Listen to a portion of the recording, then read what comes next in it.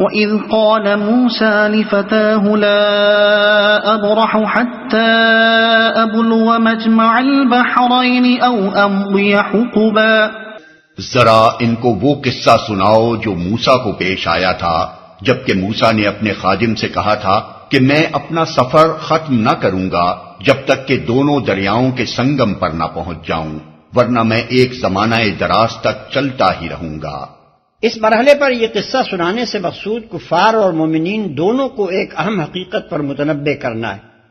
اور وہ یہ ہے کہ ظاہر بھی نگاہ دنیا میں بظاہر جو کچھ ہوتے دیکھتی ہے اس سے بالکل غلط نتائج اخذ کر لیتی ہے، کیونکہ اس کے سامنے اللہ تعالیٰ کی وہ مصلحتیں نہیں ہوتی جنہیں ملحوظ رکھ کر وہ کام کرتا ہے۔ ظالموں کا پھلنا پھولنا اور بے گناہوں کا تکلیفوں میں مبتلا ہونا، نافرمانوں پر انعامات کی بارش اور فرما برداروں پر مصائب کا ہجوم، بدکاروں کا عیش اور نیکوکاروں کی خستہ حالی، یہ وہ مناظر ہیں جو آئے دن انسانوں کے سامنے آتے رہتے ہیں، اور محض اس لیے کہ لوگ ان کی گناہ کو نہیں سمجھتے، ان سے عام طور پر ذہنوں میں الجھنیں بلکہ غلط فہمیاں تک پیدا ہو جاتی ہیں۔ کافر اور ظالم ان سے یہ نتیجہ نکالتے ہیں کہ یہ دنیا اندھیر نگری ہے، کوئی اس کا راجہ نہیں اور ہے تو چوپٹ، یہاں جس کا جو جی چاہے کرتا رہے، کوئی پوچھنے والا نہیں۔ مومن اس طرح کے واقعات کو دیکھ کر دل شکستہ ہوتے ہیں اور بسا اوقات سخت آزمائشوں کے مواقع پر ان کے ایمان تک متزلزل ہو جاتے ہیں۔ ایسے ہی حالات میں اللہ تعالیٰ نے حضرت موسیٰ علیہ السلام کو اپنے کارخانہ مشیت کا پردہ اٹھا کر ذرا اس کی ایک جھلک دکھائی تھی تاکہ انہیں معلوم ہو جائے کہ یہاں شب و روز جو کچھ ہو رہا ہے کیسے اور کن مصلحتوں سے ہو رہا ہے اور کس طرح واقعات کا ظاہر ان کے باطن سے مختلف ہوتا ہے۔ حضرت موسیٰ علیہ السلام کو یہ واقعہ کب اور کہاں پیش آیا اس کی کوئی تصریح قرآن نے نہیں کی ہے۔ حدیث میں اوفی کی ایک روایت ہمیں ضرور ملتی ہے جس میں وہ ابن عباس رضی اللہ عنہما کا یہ قول نقل کرتے ہیں کہ یہ واقعہ اس وقت پیش آیا تھا جب فرعون کی ہلاکت کے بعد حضرت موسیٰ علیہ السلام نے مصر میں اپنی قوم کو آباد کیا تھا،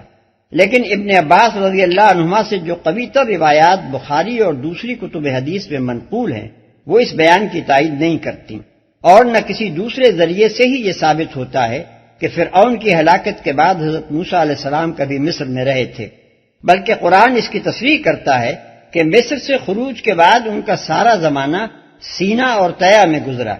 اس لیے یہ روایت تو قابل قبول نہیں ہے۔ البتہ جب ہم خود اس قصے کی تفصیلات پر غور کرتے ہیں تو دو باتیں صاف سمجھ میں آتی ہیں۔ ایک یہ کہ یہ مشاہدات حضرت موسیٰ علیہ السلام کو ان کی نبوت کے ابتدائی دور میں کرائے گئے ہوں گے، کیونکہ آغاز نبوت ہی میں انبیاء علیہ السلام کو اس طرح کی تعلیم و تربیت درکار ہوا کرتی ہے۔ دوسرے یہ کہ حضرت موسیٰ علیہ السلام کو ان مشاہدات کی ضرورت اس زمانے میں پیش آئی ہوگی جبکہ بنی اسرائیل کو بھی اسی طرح کے حالات سے سابقہ پیش آ رہا تھا جن سے مسلمان مکہ معظمہ میں دوچار تھے۔ ان دو وجوہ سے ہمارا قیاس یہ ہے والعلم عند اللہ کہ اس واقعے کا تعلق اس دور سے ہے جبکہ مصر میں بنی اسرائیل پر فرعون کے مظالم کا سلسلہ جاری تھا اور سرداران قریش کی طرح فرعون اور اس کے درباری بھی عذاب میں تاخیر دیکھ کر یہ سمجھ رہے تھے کہ اوپر کوئی نہیں ہے جو اس سے باز پرس کرنے والا ہو، اور مکے کے مظلوم مسلمانوں کی طرح مصر کے مظلوم مسلمان بھی بے چین ہو کر پوچھ رہے تھے کہ خدایا ان ظالموں پر انعامات کی اور ہم پر مصائب کی یہ بارش کب تک، حتیٰ کہ خود حضرت موسیٰ علیہ السلام یہ پکار اٹھے تھے کہ ربنا انک آتیت فرعون وملئہ زینۃ واموالا فی الحیاۃ الدنیا زینتم و اموالا فی الحیات الدنیا ربنا لیضلوا عن سبیلک، یعنی اے پروردگار تو نے فرعون اور اس کے درباریوں کو دنیا کی زندگی میں بڑی شان و شوکت اور مال و دولت دے رکھی ہے، اے پروردگار کیا یہ اس لیے ہے کہ وہ دنیا کو تیرے راستے سے بھٹکا دیں؟ اگر ہمارا یہ قیاس درست ہو تو پھر یہ گمان کیا جا سکتا ہے کہ غالباً حضرت موسیٰ علیہ السلام کا یہ سفر سوڈان کی جانب تھا، اور مجمع البحرین سے مراد وہ مقام ہے جہاں موجودہ شہر خرطوم کے قریب دریائے نیل کی دو بڑی شاخیں البحر الابیض اور البحر الارزق آ کر ملتی ہیں۔ حضرت موسیٰ علیہ السلام نے اپنی پوری زندگی جن علاقوں میں گزاری ہے ان میں اس ایک مقام کے سوا اور کوئی مجمع البحرین نہیں پایا جاتا۔ بائبل اس واقعے کے باب میں بالکل خاموش ہے، البتہ تلمود میں اس کا ذکر موجود ہے، مگر وہ اسے حضرت موسیٰ علیہ السلام کے بجائے ربی یہوحانان بن لادی کی طرف منسوب کرتی ہے، اور اس کا بیان یہ ہے کہ ربی مذکور کو یہ واقعہ حضرت الیاس علیہ السلام کے ساتھ پیش آیا تھا، جو دنیا سے زندہ اٹھائے جانے کے بعد فرشتوں میں شامل کر لیے گئے ہیں اور دنیا کے انتظام پر مامور ہیں۔ دی تالمود سلیکشنز بائی ایچ پولانو، پیج 313 اور 16۔ ممکن ہے کہ خروج سے پہلے کے بہت سے واقعات کی طرح یہ واقعہ بھی بنی اسرائیل کے ہاں اپنی صحیح صورت میں محفوظ نہ رہا ہو، اور صدیوں بعد انہوں نے قصے کی کڑیاں کہیں سے کہیں لے جا کر جوڑ دی ہوں۔ تلمود کی اسی روایت سے متاثر ہو کر مسلمانوں میں سے بعض لوگوں نے یہ کہہ دیا کہ قرآن میں اس مقام پر موسیٰ علیہ السلام سے مراد حضرت موسیٰ علیہ السلام نہیں بلکہ کوئی اور موسیٰ ہیں، لیکن نہ تو تلمود کی ہر روایت لازماً صحیح تاریخ قرار دی جا سکتی ہے، نہ ہمارے لیے یہ گمان کرنے کی کوئی معقول وجہ ہے کہ قرآن میں کسی اور مجہول الحال موسیٰ کا ذکر اس طریقے سے کیا گیا ہوگا۔ اور پھر جبکہ معتبر احادیث میں حضرت ابی بن کعب رضی اللہ عنہ کی روایت موجود ہے کہ خود نبی صلی اللہ علیہ وسلم نے اس قصے کی تشریح فرماتے ہوئے موسیٰ سے مراد حضرت موسیٰ پیغمبر بنی اسرائیل کو بتایا ہے، تو کسی مسلمان کے لیے تلمود کا بیان لائق التفات نہیں رہتا۔ مستشرقین مغرب نے اپنے معمول کے مطابق قرآن مجید کے اس قصے کے بھی ماخذ کا کھوج لگانے کی کوشش کی ہے، اور 3 قصوں پر انگلی رکھ دی ہے کہ یہ ہے وہ مقامات جہاں سے محمد صلی اللہ علیہ وسلم نے نقل کر کے یہ قصہ بنا لیا، اور پھر دعویٰ کر دیا کہ یہ تو میرے اوپر بذریعہ وحی نازل ہوا ہے۔ ایک داستان گلگامیش، دوسرے سکندر نامہ سریانی، اور تیسرے وہ یہودی روایت جس کا ہم نے اوپر ذکر کیا ہے۔ لیکن یہ بدطینت لوگ علم کے نام سے جو تحقیقات کرتے ہیں اس میں پہلے اپنی جگہ یہ طے کر لیتے ہیں کہ قرآن کو بہرحال منزل من اللہ تو نہیں ماننا ہے۔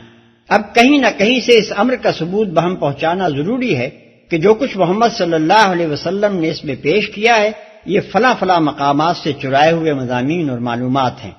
اس طرز تحقیق میں یہ لوگ اس قدر بے شرمی کے ساتھ کھینچ تان کر زمین آسمان کے قلابے ملاتے ہیں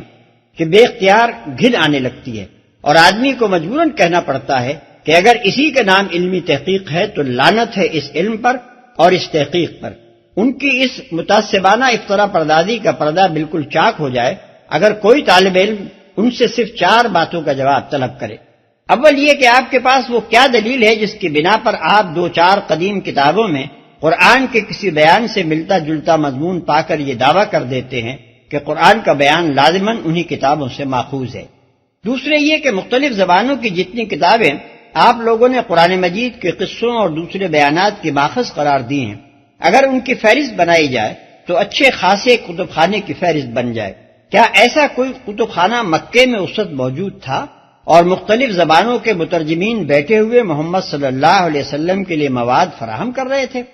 اگر ایسا نہیں ہے اور آپ کا سارا انحصار ان 2-3 سفروں پر ہے جو نبی صلی اللہ علیہ وسلم نے نبوت سے کئی سال پہلے عرب سے باہر کیے تھے، تو سوال یہ ہے کہ آخر ان تجارتی سفروں میں حضرت صلی اللہ علیہ وسلم کتنے کتب خانے نقل یا حفظ کر لائے تھے؟ اور اعلان نبوت سے 1 دن پہلے تک بھی حضرت صلی اللہ علیہ وسلم کی ایسی معلومات کا کوئی نشان آپ صلی اللہ علیہ وسلم کی بات چیت میں نہ پائے جانے کی کیا معقول وجہ ہے؟ تیسرے یہ کہ کفار مکہ اور یہودی اور نصرانی سب آپ ہی لوگوں کی طرح اس تلاش میں تھے کہ محمد صلی اللہ علیہ وسلم یہ مضامین کہاں سے لاتے ہیں۔ کیا آپ بتا سکتے ہیں کہ حضرت صلی اللہ علیہ وسلم کے معاصرین کو اس سرقے کا پتہ نہ چلنے کی کیا وجہ ہے؟ انہیں تو بار بار تحدی کی جا رہی تھی کہ یہ قرآن منزل من اللہ ہے، وہی کے سوا اس کا کوئی ماخذ نہیں ہے۔ اگر تم اسے بشر کا کلام کہتے ہو تو ثابت کرو کہ بشر ایسا کلام کہہ سکتا ہے۔ اس چیلنج نے حضرت صلی اللہ علیہ وسلم کے معاصر دشمنان اسلام کی کمر توڑ کر رکھ دی، مگر وہ ایک ماخذ کی بھی نشاندہی نہ کر سکے جس سے قرآن کے ماخوذ ہونے کا کوئی معقول آدمی یقین تو درکنار شک ہی کر سکتا۔ سوال یہ ہے کہ معاصرین اس سراغ رسانی میں ناکام کیوں ہوئے، اور 1200 برس کے بعد آج معاندین کو اس میں کیسے کامیابی نصیب ہو رہی ہے؟ آخری اور سب سے اہم سوال یہ ہے کہ اس بات کا امکان تو بہرحال ہے نا کہ قرآن منزل من اللہ ہو اور وہ پچھلی تاریخ کے انہی واقعات کی صحیح خبریں دے رہا ہو جو دوسرے لوگوں تک صدیوں کے دوران میں زبانی روایات سے مسخ ہوتی ہوئی پہنچی ہوں اور افسانوں میں جگہ پا گئی ہوں۔ اس امکان کو کس معقول دلیل کے بنا پر بالکل ہی خارج از بحث کر دیا گیا، اور کیوں صرف اسی ایک امکان کو بنائے بحث و تحقیق بنا لیا گیا کہ قرآن ان قصوں ہی سے ماخوذ ہو جو لوگوں کے پاس زبانی روایات اور افسانوں کی شکل میں موجود تھے؟ کیا مذہبی تعصب اور عناد کے سوا اس ترجیح کی کوئی دوسری وجہ بیان کی جا سکتی ہے؟ ان سوالات پر جو شخص بھی غور کرے گا وہ اس نتیجے تک پہنچے بغیر نہ رہ سکے گا کہ مستشرقین نے علم کے نام سے جو کچھ پیش کیا ہے وہ در حقیقت کسی سنجیدہ طالب علم کے لیے قابل التفات نہیں ہے۔ فلما بلغا مجمع بينهما نسيا حوتهما فاتخذ سبيله في البحر سربا فلما جاوزا قال لفتاه آتنا غداءنا لقد لقينا من سفرنا هذا نصبا قال أرأيت إذ أوينا إلى الصخرة فإني نسيت الحوت وما أنسانيه إلا الشيطان أن أذكره واتخذ سبيله في البحر عجبا۔ پس جب وہ ان کے سنگم پر پہنچے تو اپنی مچھلی سے غافل ہو گئے اور وہ نکل کر اس طرح دریا میں چلی گئی جیسے کوئی سرنگ لگی ہے۔ آگے جا کر موسیٰ نے اپنے خادم سے کہا، لاؤ ہمارا ناشتہ، آج کے سفر میں تو ہم بری طرح تھک گئے ہیں۔ خادم نے کہا، آپ نے دیکھا یہ کیا ہوا؟ جب ہم اس چٹان کے پاس ٹھہرے ہوئے تھے اس وقت مجھے مچھلی کا خیال نہ رہا اور شیطان نے مجھ کو ایسا غافل کر دیا کہ میں اس کا ذکر آپ سے کرنا بھول گیا۔ مچھلی تو عجیب طریقے سے نکل کر دریا میں چلی گئی۔ قال ذلك ما كنا نبغي فارتدا على آثارهما قصصا۔ موسیٰ نے کہا، اسی کی تو ہمیں تلاش تھی، چنانچہ وہ دونوں اپنے نقش قدم پر پھر واپس ہوئے۔ اسی کی تو ہمیں تلاش تھی، یعنی منزل مقصود کا یہی نشان تو ہم کو بتایا گیا تھا۔ اس سے خود بخود یہ اشارہ نکلتا ہے کہ حضرت موسیٰ علیہ السلام کا یہ سفر اللہ تعالیٰ کے حکم سے تھا، اور ان کو منزل مقصود کی علامت یہی بتائی گئی تھی کہ جہاں ان کے ناشتے کی مچھلی غائب ہو جائے وہی مقام اس بندے کی ملاقات کا ہے جس سے ملنے کے لیے وہ بھیجے گئے تھے۔ فوجدا عبدا من عبادنا آتيناه رحمة من عندنا وعلمناه من لدنا علما۔ اور وہاں انہوں نے ہمارے بندوں میں سے ایک بندے کو پایا جسے ہم نے اپنی رحمت سے نوازا تھا اور اپنی طرف سے ایک خاص علم عطا کیا تھا،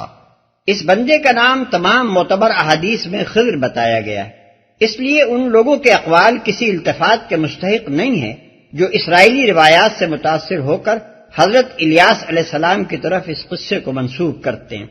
ان کا یہ قول نہ صرف اس بنا پر غلط ہے کہ نبی صلی اللہ علیہ وسلم کے ارشاد سے متصادم ہوتا ہے، بلکہ اس بنا پر بھی سراسر لغو ہے کہ حضرت الیاس علیہ السلام حضرت موسیٰ علیہ السلام کے کئی سو برس بعد پیدا ہوئے ہیں۔ حضرت موسیٰ علیہ السلام کے خادم کا نام بھی قرآن میں نہیں بتایا گیا، البتہ بعض روایات میں ذکر ہے کہ وہ حضرت یوشع بن نون تھے جو بعد میں حضرت موسیٰ علیہ السلام کے خلیفہ ہوئے۔ قال له موسى هل أتبعك على أن تعلمني مما علمت رشدا قال إنك لن تستطيع معي صبرا وكيف تصبر على ما لم تحط به خبرا قال ستجدني إن شاء الله صابرا ولا أعصي لك أمرا قال فإن اتبعتني فلا تسألني عن شيء حتى أحدث لك منه ذكرا۔ موسیٰ نے اس سے کہا، کیا میں آپ کے ساتھ رہ سکتا ہوں تاکہ آپ مجھے بھی اس دانش کی تعلیم دیں جو آپ کو سکھائی گئی ہے؟ اس نے جواب دیا، آپ میرے ساتھ صبر نہیں کر سکتے، اور جس چیز کی آپ کو خبر نہ ہو آخر آپ اس پر صبر کر بھی کیسے سکتے ہیں؟ موسیٰ نے کہا، انشاءاللہ آپ مجھے صابر پائیں گے اور میں کسی معاملے میں آپ کی نافرمانی نہ کروں گا۔ اس نے کہا، اچھا اگر آپ میرے ساتھ چلتے ہیں تو مجھ سے کوئی بات نہ پوچھیں جب تک کہ میں خود اس کا آپ سے ذکر نہ کروں۔